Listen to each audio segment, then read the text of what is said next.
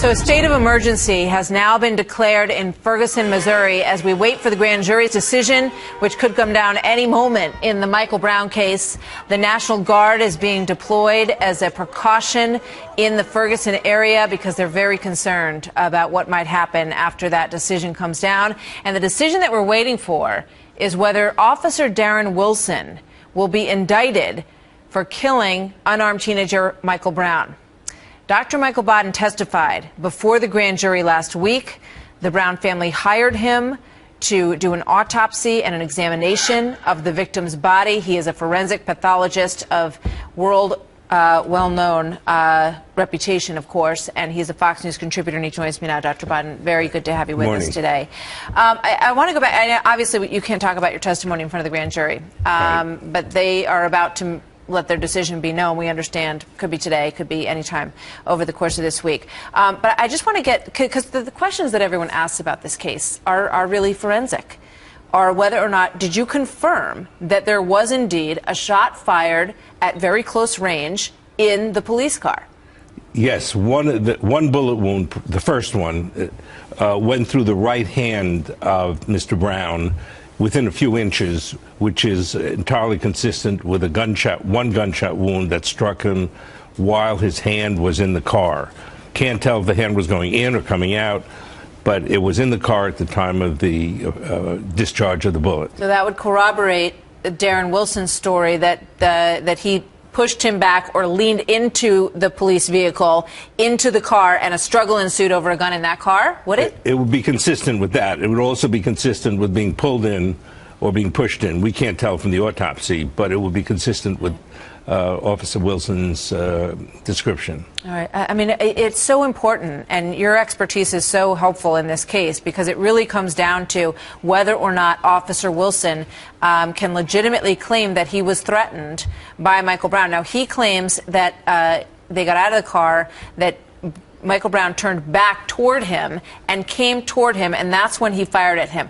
Are the shots that he received consistent with that testimony, do you believe? Well, the autopsy, the forensic evidence on the body can only tell if the muzzle of the gun was 1.5 or 2 feet or closer or more distant. In this instance, the first gunshot wound is close. In the hand. In the hand. All the rest are distant. We can't tell if it's 2 feet or 20 feet or 200 feet from the autopsy. The grand jury, looking into it, is hearing from all different witnesses. There were a lot of witnesses to this, and if Mr. Brown was 20 or 40 feet away, it would be different as a threat than if he was 3 or 4 or 5 feet away, and that can't be told by the autopsy evidence. It can be told by looking at video, looking at where the body was and where the police car was. But that's beyond the autopsy findings. Understood. So your findings are consistent with the other forensic pathologist findings at this point. Is that correct? Yes. All right. With the original findings from the county medical examiner, there was also a federal autopsy done. I don't know what the results of that was. And he was not shot from the back. Can you confirm that? No bullet wounds in the back. One bullet wound in the back of the forearm, which could be from behind. It could be from the front if the arm were in front, but then the bullet would go through the arm into the abdomen, which it didn't. So that has to all be considered. All right. So, yeah, I mean, that, as I said, that is really what it's going to come down to. The combination, as you say, of forensic evidence, and you've confirmed that it appears that there was a shot fired at close range, which could be consistent with the story that it was a struggle in the car.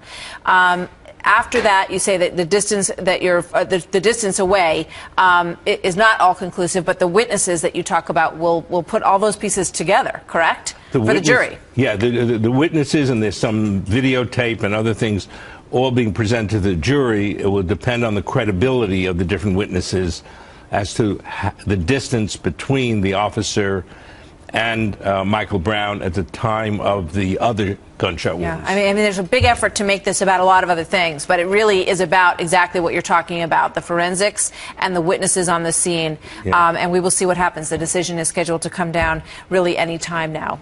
So, Dr. Baden, we thank you. We hope you'll come back when we get more word here from the grand jury and talk to us again. Thank you. Thank you, Doctor.